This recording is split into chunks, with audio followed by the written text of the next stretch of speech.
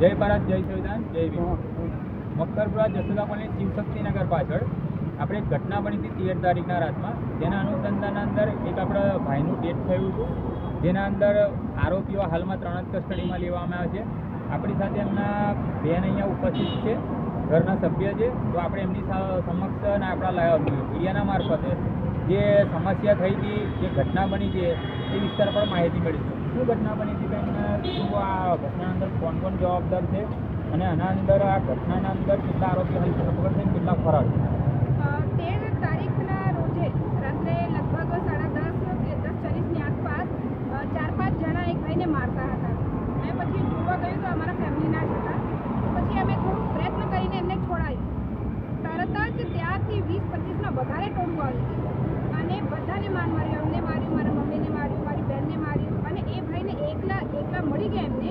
તો એમને દરવાજાના ગ્રીલ સાથે માથું પછાડીને એમને બેરહેમીપૂર્વક હત્યા કરવામાં આવી.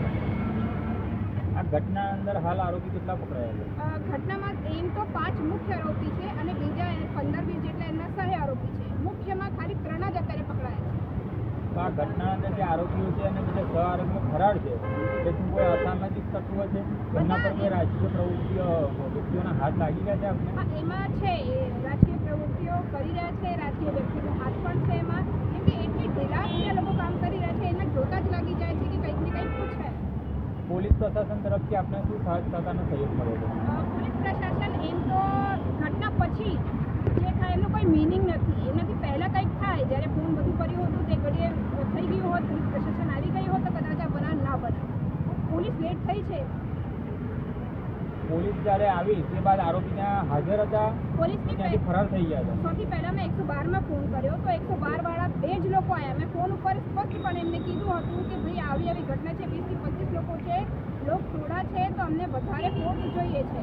પણ 2 જ વ્યક્તિ આવ્યા, એમની સામે જ બધા આરોપીઓ હતા. તે ઘડીએ બધા આરોપીઓ હતા. મેં એકની પહેચાન પણ કરાવી કે આ પણ હતા, આ પણ હતા. પણ મને સ્પષ્ટપણે એ કહેવામાં આવ્યું છે કે તમે જાઓ, પહેલાં તમારું એ લખાવો નિવેદન, તો પછી અમે લોકો ધરપકડ કરીએ છીએ. તો પછી મેં લીના પાટીલ મેડમને ફોન કર્યો, એમને તરત જ બીજા પોલીસ એને મોકલ્યું છે. શું નામ આપનું? મારું નામ મંજુબેન પટેલ. આ જે ડેટ થઈ છે આપણા શું થાય છે? અહીંયા મારા રિલેટિવ થાય છે. મારી જે બેન છે એમના દેવર.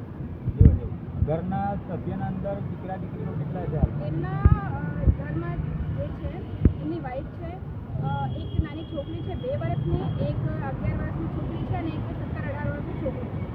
તો દર્શક મિત્રો, આપ જોઈ રહ્યા છો, એક નાના બાળકોના પિતાનો આજે છત્ર થયા ગુમાઈ ચૂક્યા છે. એક પિતા આજે ઘરની અંદર આપણે કહેવાય કે જે બાપની એક સુકૂન હોય, જે ખુશી હોય, જે આજે પરિવારની છીનવાઈ ગઈ છે, તો આ અસામાજિક તત્વો જે છે, જે મક્કરપુરમાં સક્રિય છે, એમાં ચેતવણી આપીએ છે એ સુધરી જજો. અને આવા તમારા જે ધંધા હોય એને કોઈ રાજકીય બળ હોય કે તમે બહુ બાહુબલી બનતા હોય તો તમારા વરઘોડા કાઢવાની જવાબદારી ભીમ આર્મી લેશે. જય ભીમ, જય ભારત, જય સંવિધાન.